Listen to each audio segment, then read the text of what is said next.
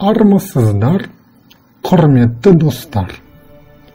Менің атым Серікбаев Сырым. Және бүгін біз ежелгі грек философияның атақты ойшылы Платон турасында әңгімемізді бастайық деп отырмыз.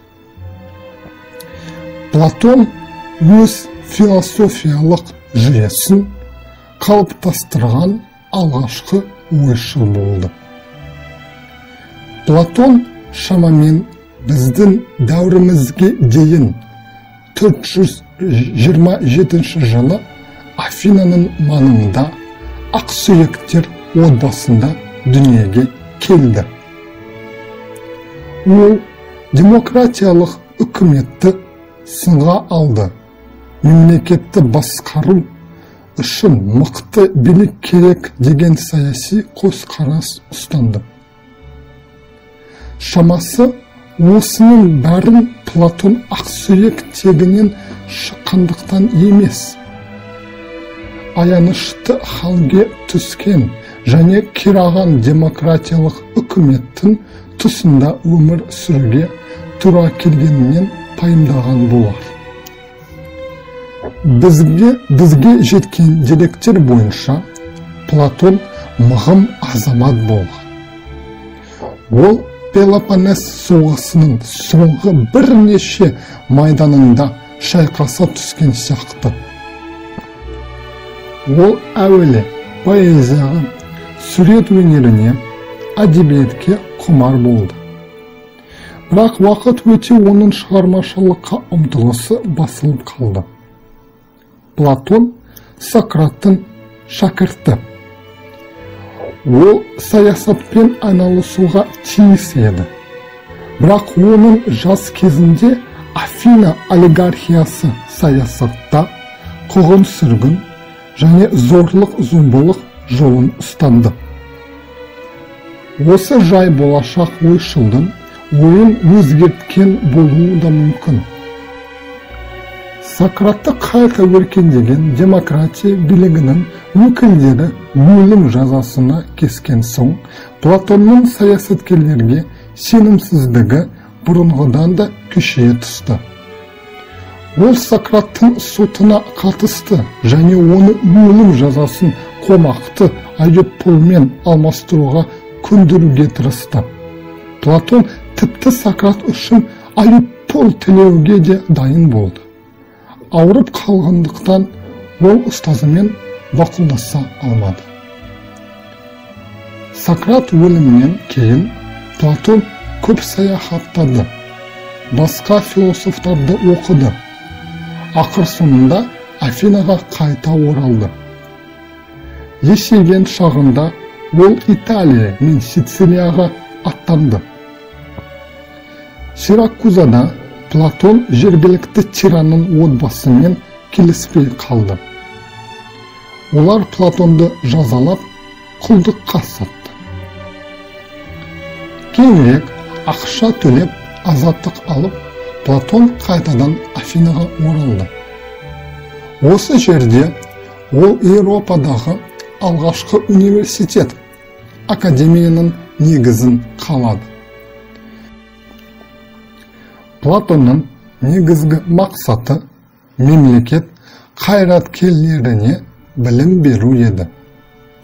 Оның оқу бағдарламасы бірден пайда беретіндей ғана емес, келешегі кең, көлемді болды. Академияда философия, математика, астрономия, физика ғылымдары және шешендік өнер оқытылды. Платон адамның өзі үшін білімге құныға ұмтылуын қолдап отырды. Платонның ойынша, осындай білім алған билеуші ұсақ адам болмайды. Керісінше, ондай билеуші мәңгі және бұлжымас ақиқаттарға сүйену арқылы қорқынышсыз әрекет ететін өзіне сенімді саясаткер болар еді. Платон академияда дәріс оқыды. Ал шәкірттері оның ойларын жазып алып отырды. Бұл дәрістер еш жерде жарияланған жоқ, жоғалып кетті. Оның біздің заманымызға жеткен сұхбаттары жарық көрді және көпшілік оқырман игілігіне айналды. Платонның ең белгілі шәкірті Аристотель. Платон Сиракузаға одан кейін де 2 рет барды. Ол Сиракузаның жаңа билеушісіне ықпал ете аламын деп үміттенді. Бірақ оның патша философ тәрбиедегі шығару туралы арманы жүзеге асқан жоқ. Платон біздің дәуірімізге дейін 347 жылы Афинада дүниеден өтті. Платон философияның метафизика, эпистемология және саясат философиясы бөлімдеріне елеулі үлес қосты. Осы салалардың бәрінде Платонға Сократтың ілімі қатты ықпал етті. Платон демократия ұғымына мүлде сенген жоқ. Демократия өкілдерінің Сократты аяусыз жазалауы оған үлкен соққы болып тигені анық.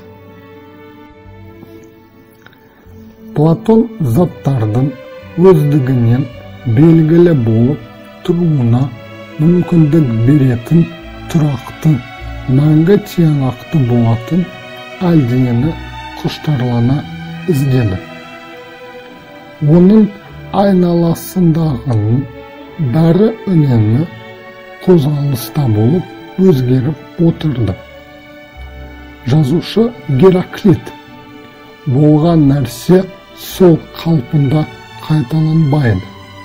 Мәңгі тірі нәрсе ғана тұрақты болған деп көрсетті.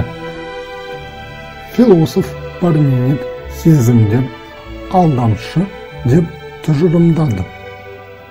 Ақиқат болмыс қана бір тұтас. Ол барлық жерде бар. Ойлауға болатынның бәрі өмір сүруі тиіс. Себебі нақты объектісіз ой жоқ. Егер қандайда бір зат немесе құбылыс туралы ойлауға болатын болса, онда бұл зат немесе құбылыс мәңгі өмір сүруі тиіс. Дүниеде қайтадан қалыптасатын, өзгеретін және мәңгілікке жоғалатын ештеңе болған жоқ. Платон адамдардың көбі үңгірдегі адамдарға ұқсайтынын айтады.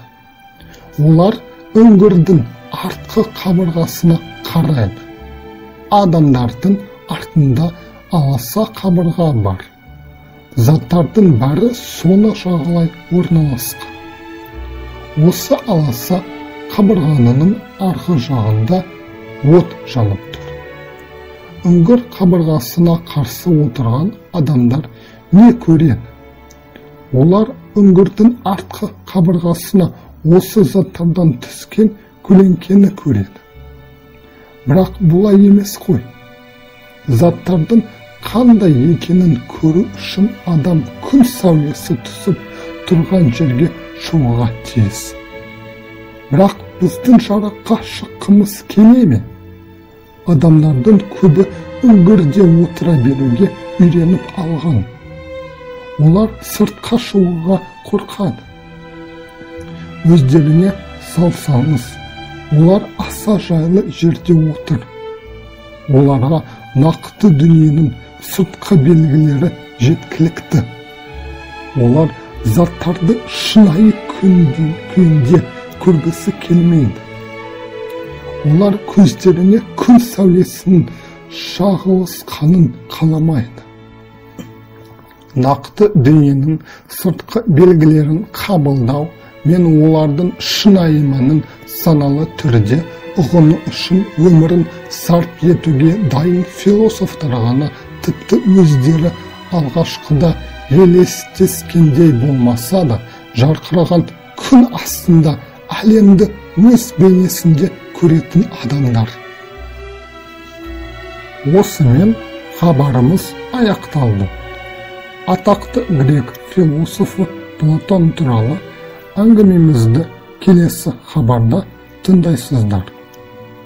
Келесі кездескенше сау саламат болыңыздар.